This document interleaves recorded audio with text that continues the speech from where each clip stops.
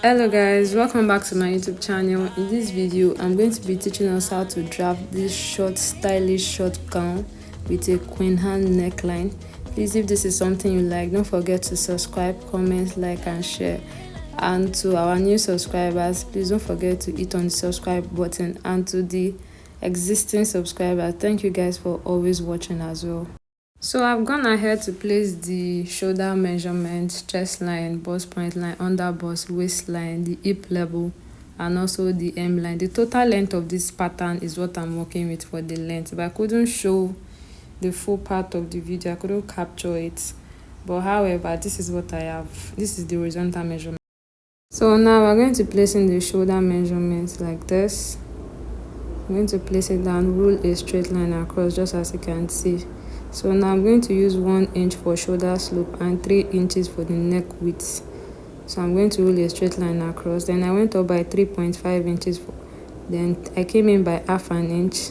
Then I'm going to go ahead and connect the lines to get the arm cycle, just as you can see. Now I'm going to be placing the nipple to nipple measurement, just as you can see, on the waistline and on the bust point line and on the hip line as well.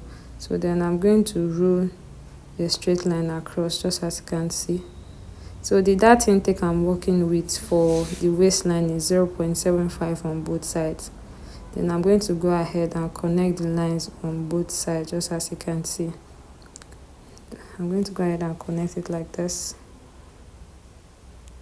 So I'm going to tighten the under bust a little bit. So I'm just using 0.5 on both sides, just as you can see. So I'm just going to go ahead and connect the dart line to the waistline like this. Then I'm also going to be connecting the under bust to the bust point line. I'm just going to be covering the lines just like this. Now I'm going to get the midpoint of the shoulder just like this. I will divide it, then rule a straight line to meet the bust point line like this.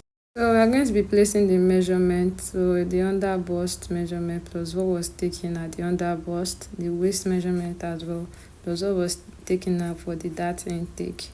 So also I'm going to be placing the hip measurement as well. So I'm also going to be placing it on the hem line. That's the total length of the pattern paper. Also, you can extend it by 1 inch. At least your hip divided by 4, then you extend it by 1 inch if you want. So I'm going to go ahead and connect the lines, just as you can see. I'm going to go ahead and connect it. I'm going to roll a straight line across like this. I'm going to be marking 1 inch for the bust dart, which is different between the front and back waistline. So I'm going to go ahead and connect the lines like this. I have gone ahead to close the bust dart so that I can open up the shoulder dart. So when you close the bust dart, you make sure that you reconnect the lines just like this. So now on the shoulder, what I have at that opening, I'm going to divide it by 2. So I have 1.5 inches. So I'm dividing it by 0.75. I've marked it inward, then I marked it outside of the shoulder, just as you can see. So the next thing is I'm going to be opening this bust dart like this. I'm going to open it like that. Now the paper tape. So I'm just going to use my scissors and cut it open so that I'll be able to close the shoulder dart and reconnect the shoulder line. So I'm just going to do it like this. So I'm going to be closing it like this. I'm going to take my paper tape. I'm going to take my paper tape to hold it down. So I'm going to close it up to the point I marked, up to the 0.75 that I marked. This is shoulder tightening. So then I'm going to reconnect the line to 0.75 that I marked outside. So I'm going to be connecting it back to the armhole point. That's the midpoint of the arm cycle, just as you can see. Next, I'm just going to get a paper, then put it underneath the bust dart so that I can just close that place. Because that place is open. Just use my paper tape to close it up, just as you can see. Now let's go to the over bust. So now I'm just going to mark 1.5 inches. So now, depending on how you want your chest to be opened, it depends on you. So I'm just going to use 1.5 inches. You can use 1 inch, but depends on how busty you are. So I'm going to mark 0.75 on the center front and 0.5 on the side front. But I'm going to rule a straight line across to indicate the shoulder line. So now I'm just going to be connecting the lines like this. So the next thing you are going to try to check now, that which of the dart leg is more.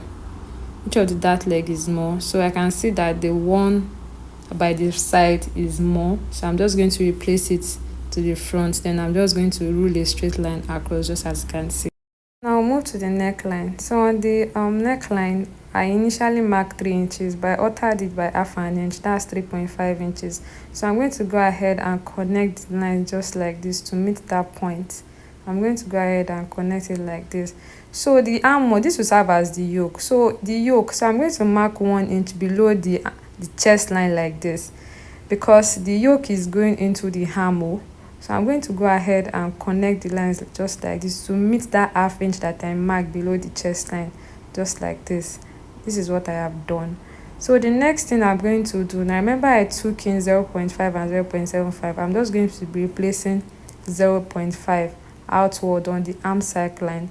So I'm going to reconnect the line to get the new armhole line, the new arm side line. So I've used my marker to make it visible. So this is the yoke. This is what we are using for the yoke for the front. So for the back pattern, I'm going ahead to mark the shoulder line, the chest line, the waist line, the hip line, and the hem line. So this is what we have for the back pattern. So on the center back of the waistline, I'm going to go in by 0.75. So I'm going to go ahead and connect the line to meet the shoulder line and connect it to meet the hip line, just as you can see. So next thing, I'm going to be placing the shoulder measurement. So I'm going to be placing it on the shoulder line and on the chest line. I'm going to rule a straight line just like this. So I went in by 3 inches for the neck with 1 inch for shoulder slope. So I've connected the line. So I also went up by 3.5 inch on the chest line, and I came in by half an inch. So I'm just going to connect the lines together to get the arm cycle. Okay, so now we're going to be placing the nipple to nipple measurement. So I'm going to mark it first. So I'm going to also add that 0.75 that I took in. So I'll mark it all together on the chest line and on the hip line, just as you can see. I'm going to go ahead and roll a straight line across. So for the dart intake, I'm going to use 0.75 on both sides. So I'm going to go ahead and connect the lines as well. I'm going to connect the lines on both sides up to the hip level, just as you can see. And I'm going to be placing the bust measurement and also the waist measurement plus the dart intake. So I'm going to be placing the hip measurement as well. I'm also going to be placing it on the hem line. As I said, you can also add 1 inch for extension on the hem line, depending on what you want. So I'm going to go ahead and connect the lines like this. Also on the waist, you can go in by half an inch for waist snitching to make it more fitted as well. For the neckline of the center back, just like I altered it by half an inch at the front, in total 3.5 inch, I altered it at the back as well. So on the center back, I came down by 1 inch. So I'm going to go ahead and connect the line. So you have like a Q effect at the back. So I came down by half an inch. Then on the chest line, I'm going to go down by half an inch as well. So I'm going to connect it to the arm side. I'm supposed to be marking half an inch on the arms below the chest line by the side, just like the way I did at the front. So I'm just going to go ahead and connect the lines just like this, because the yoke is going to be going into the shoulder. So I'm just going to mark half an inch here, then reconnect the lines just like the way I did in front. So I'm just going to mark it there, then reconnect the lines just as you can see, because the yoke is going to be going into the shoulder. So now on the waist center back, I've already marked it already. On the waistline, you go up by half an inch and come down by half an inch. So you go ahead and connect the line just as you can see. This is to eliminate bulging at the back. So this is what we have for the front and back pattern. So for the bottom part, you are going to be closing up the darts. There's no dart there. You will close it up when you are cutting your fabric. So you are going to be closing up the dart. So we are going to go ahead and cut out the pattern just as you can see. So you are going to carefully cut out your pattern, and you make sure that you also label the pattern so that you don't make mistake. So please, if this is something you like, don't forget to subscribe, comment, like, and share. Also make sure to close your bust dart as well. So this is what we have for the front pattern. So I'm going to also go ahead and cut out the back pattern as well. So that place that we took in 0.75, half an inch up and down, you're going to cut it out. You're going to be eliminating it out. So this is what we have for the yoke of the back of the dress. So this is what we have, and you make sure you also label your pattern as well. So this is what we have for the upper part of the front and the back. So this is what we have. So there's something you can do to the front part of the yoke to eliminate gaping. So just really a straight line like this, then you do 0.25 on both sides. So now you close it up. By the time you close it up, you use your paper tape to close it up. You take another paper, you put it underneath it, and reconnect the line so that you don't have shortage. So for the bottom part of the pattern, like I said, you are going to be closing the dart, just as you can see. You close up the dart, you use your paper tape to hold it down. You close the front and the back dart as well. So there's something you can do to the front by the time you close up your dart. So now you are going to give it a curvy effect, because you know the waistline is not straight, so just go down by 1 inch. So once you have closed it up, so you just connect the lines like this.